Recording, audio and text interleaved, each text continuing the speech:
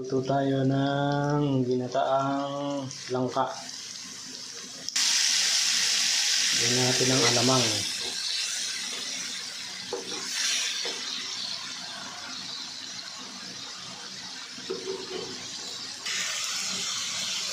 Ito yung ating langka. Pinalambot natin sa rice cooker. Yung pinakuluan natin dun sa pangalawang gata.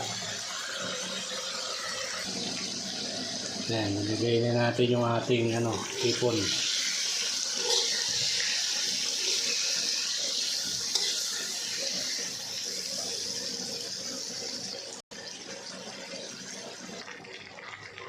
Ilagay na natin yung ating langka.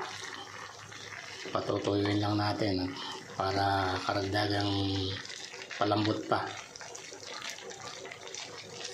Para palambot na malambot ang ating langka. Lagyan natin ng dalawang pork cubes. More pork cubes yan, dalawa. Pampalasa. Yan ang pampalasa natin.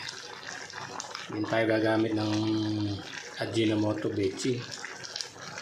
Yan lang, okay na yan. Lalagay na natin ang ating purong gata. Yan.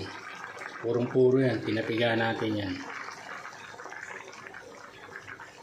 2 niyog.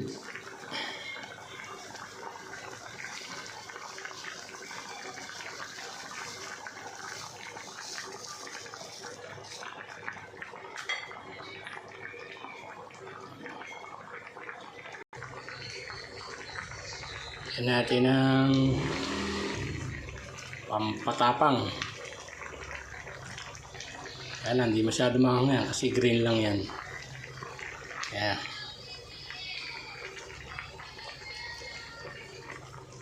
Pwede na to, almost pwede na.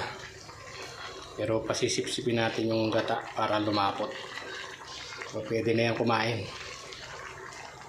Okay. Thank you for watching.